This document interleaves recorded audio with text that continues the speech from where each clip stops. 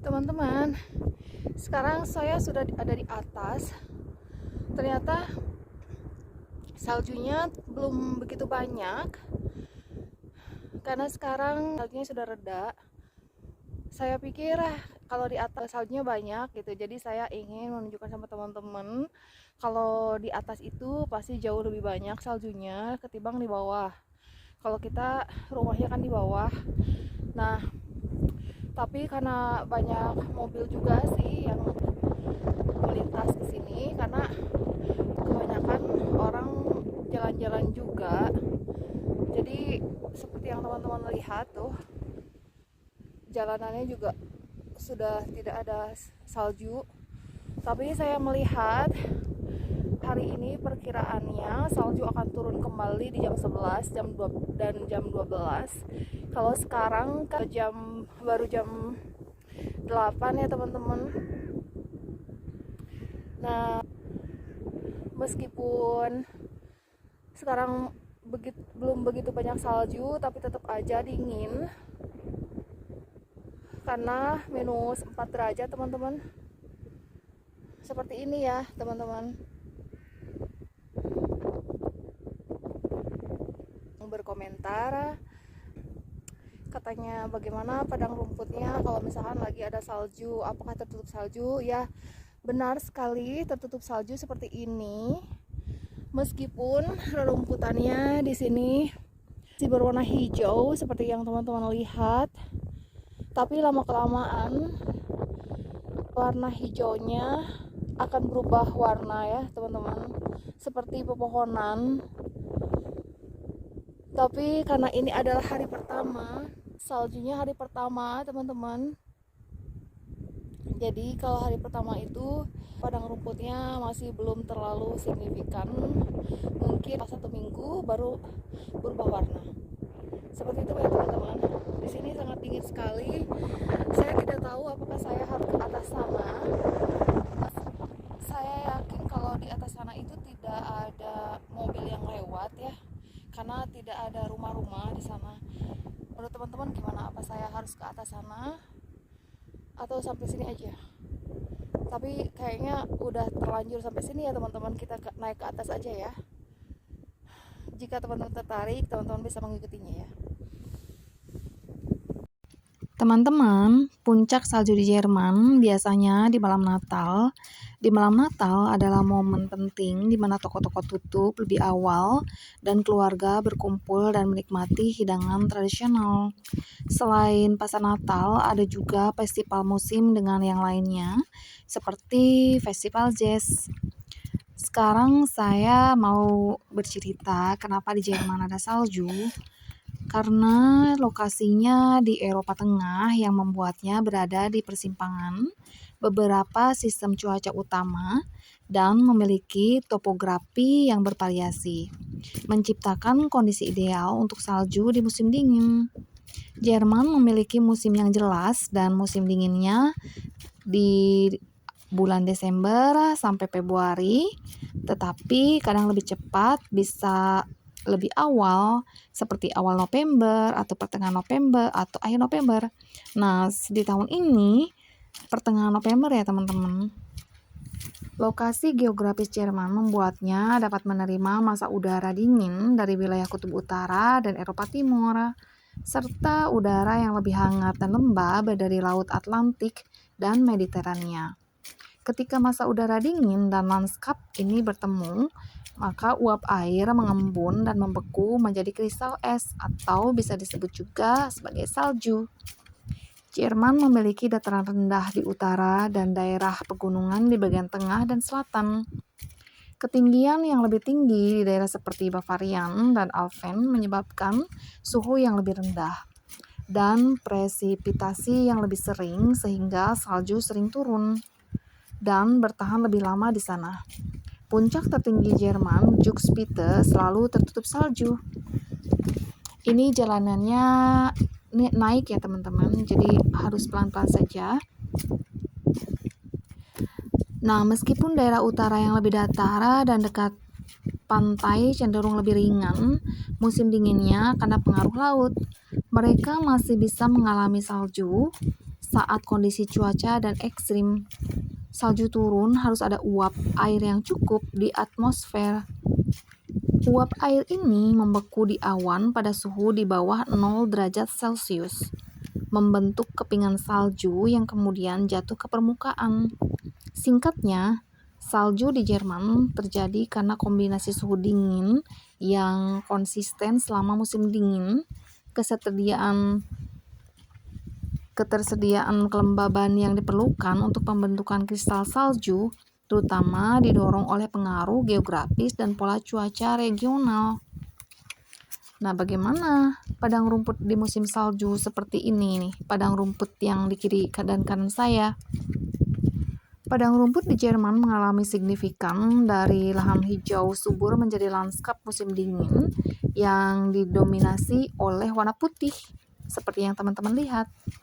Seperti di padang rumput ini sepenuhnya tertutup oleh lapisan salju, walaupun sekarang saljunya belum begitu banyak. Pemandangan ini indah dan membuat tenang.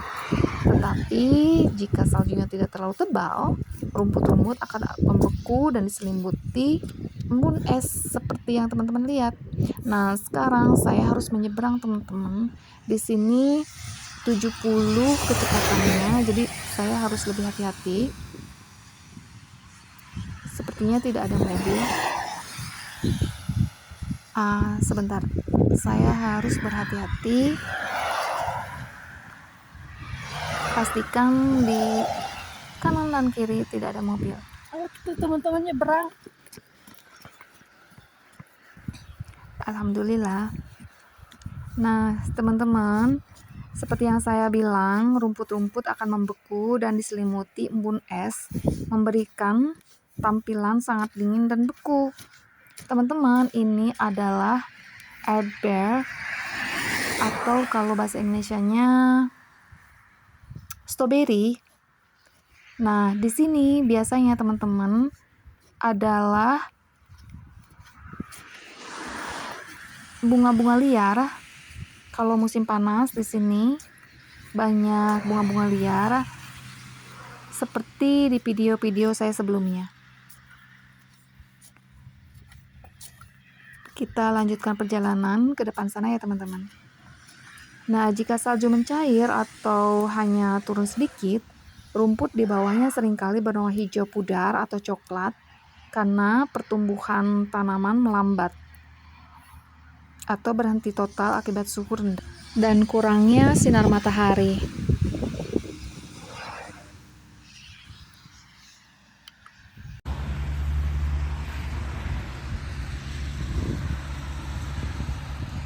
Teman-teman, sekarang saya udah ada di seberang desa saya.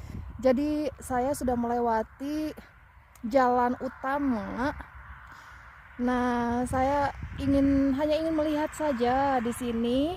Kalau di jalan yang tadi, yang jalan ke rumah saya, kan itu jalanannya sudah banyak mobil ya teman-teman yang lewat, jadi saljunya sudah hilang. Nah, tapi kalau yang ini masih ada sisa salju. Hanya saja ada seseorang lewat sini, teman-teman bisa lihat di tapak sepatu. Kenapa saya bilang seseorang? Karena itu ada 2 telapak sepatu ya, ada 2 bekas sepatu, berarti kan 1 orang mungkin jalan-jalan. Kita lanjutkan perjalanannya. Itu adalah desa tetangga.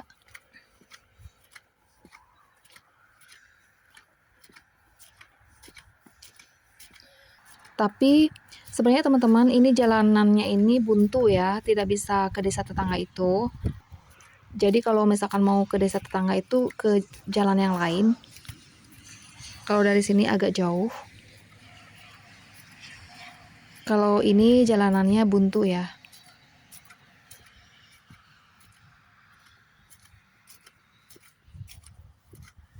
Sedikit lagi. Mungkin kita tidak sampai turun ke bawah karena nanti pulangnya pasti naik, jadi agak lelah juga. Mungkin saya akan di pertigaan ini aja. Nah, teman-teman udah kelihatan belum rumah-rumah di depan sana? Itu adalah desa tetangga.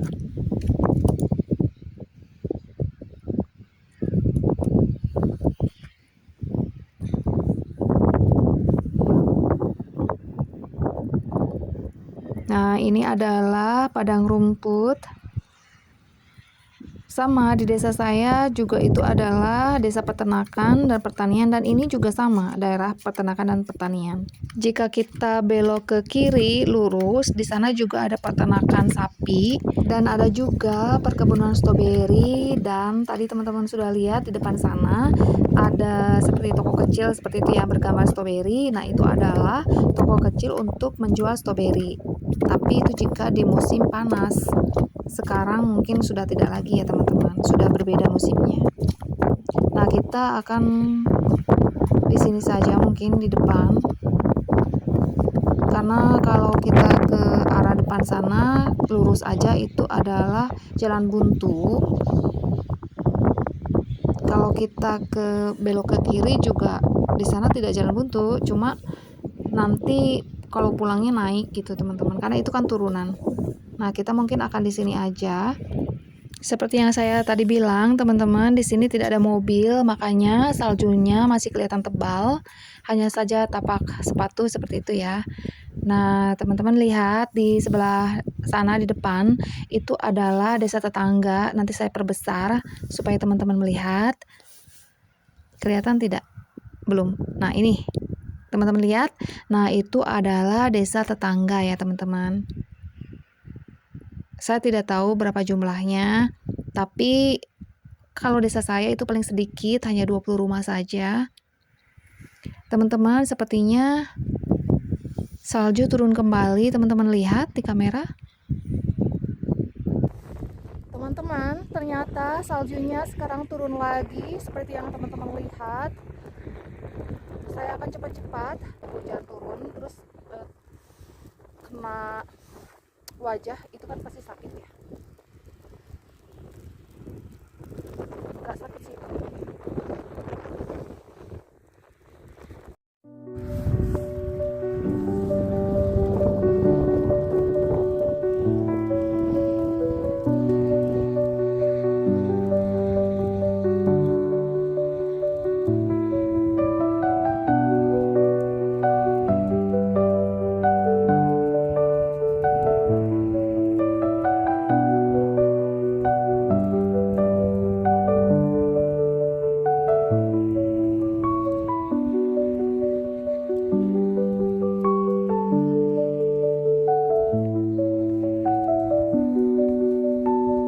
Teman-teman, sebenarnya seru main salju. Hanya saja saya sendirian, suami saya lagi sakit lutut, jadi tidak bisa menemani saya. Sudah 3 hari suami saya tidak bekerja, ada di rumah. Jadi ini ya teman-teman saljunya. Ini ada hari pertama salju turun. Saya sebenarnya senang kalau misalkan saya main salju, tapi kalau lama-kelamaan dingin, dan kalau si salju ini ke kulit itu pasti sedikit sakit apa ya, nyeri atau bagaimana gitu, jadi kayak tusuk-tusuk gitu. Tapi kita akan pulang sebentar lagi karena udah semakin dingin teman-teman. Cuma saya seneng aja gitu.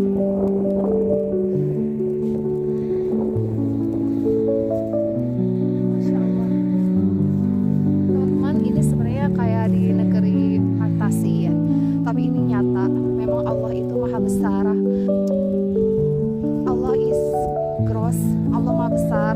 Allah memberikan salju, Allah memberikan hujan, Allah memberikan panas. Itu semua adalah karunia Allah. Saya sangat bersyukur di dalam hidup saya masih bisa melihat salju seperti ini.